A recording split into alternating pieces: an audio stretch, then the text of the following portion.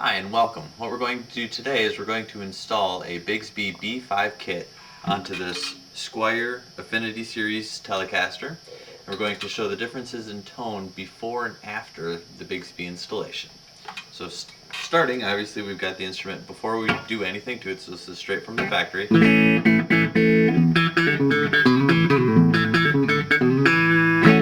Nice brightened tone. And what we're going to do is we're now going to install the B5 kit, and we'll come back after and we'll show what the Bigsby kit has added to the guitar. Okay, here we've got everything that we're going to need to install the Bigsby B5 kit onto our Squire Telecaster guitar. We've got our 3 drill bits here. First we've got the 3/32 drill bit. The next we have 7/64. And the third one here is 23/64. Then we also have our Phillips head screwdriver.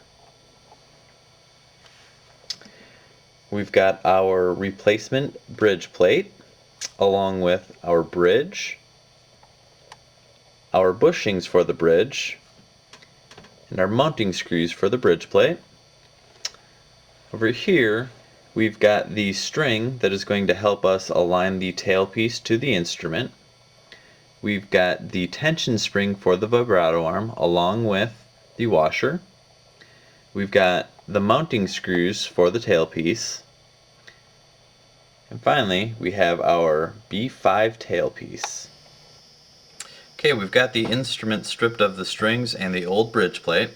And occasionally when installing Bigsby Vibratos onto a guitar, you can run into challenges as far as getting them mounted properly. And in this case, because of the way that the cavity is cut for the bridge pickup, what we're going to do is we're going to fill a section and then drill it from there.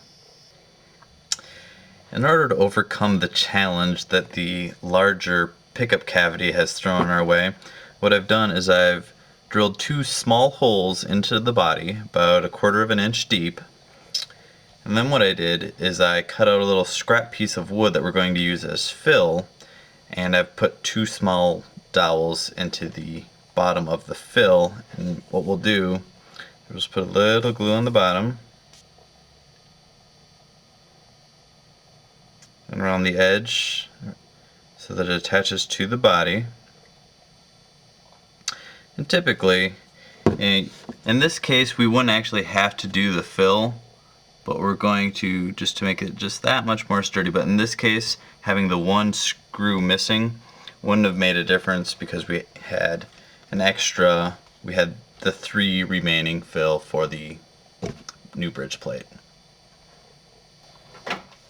Okay, I've got my drill here with my 7/64 drill bit, and what I'm going to do is I'm going to drill pilot holes for the screws, for the mounting screws. So I'll have these 2 around the pickup, and then I'll have the 3 in the back.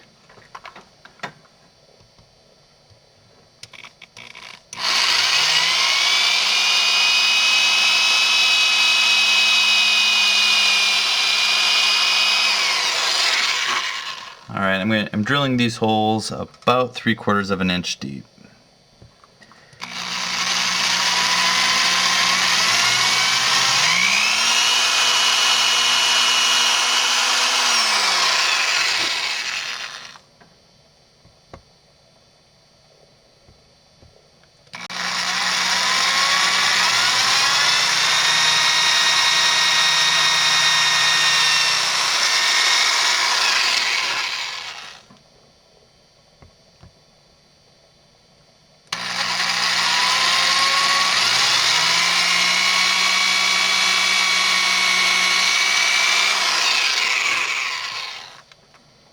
And this last one is the one that we filled.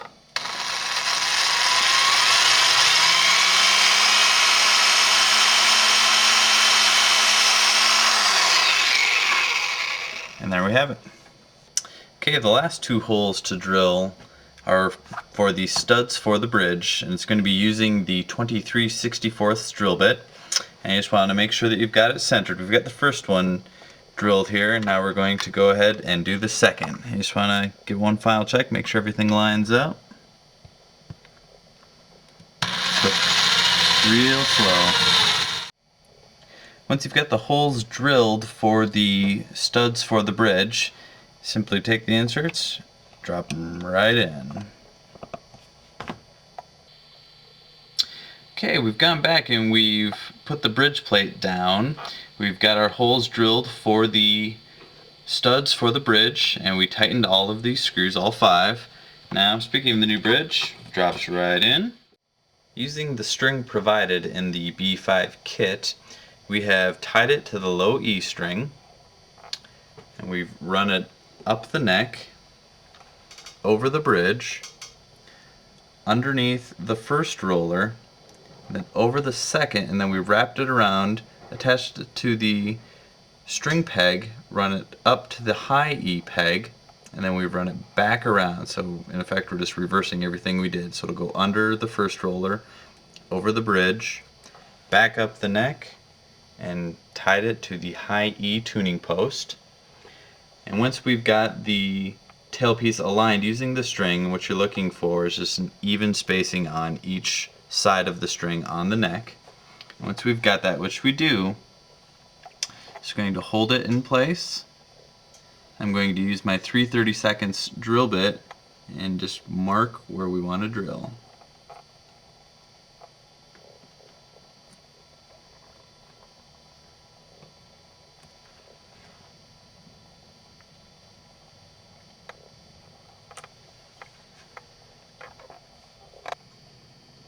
Okay, we've gone back and I've marked with marker the spots that we had marked with the drill bit, and using our 3/32 drill bit, we're now going to drill the holes.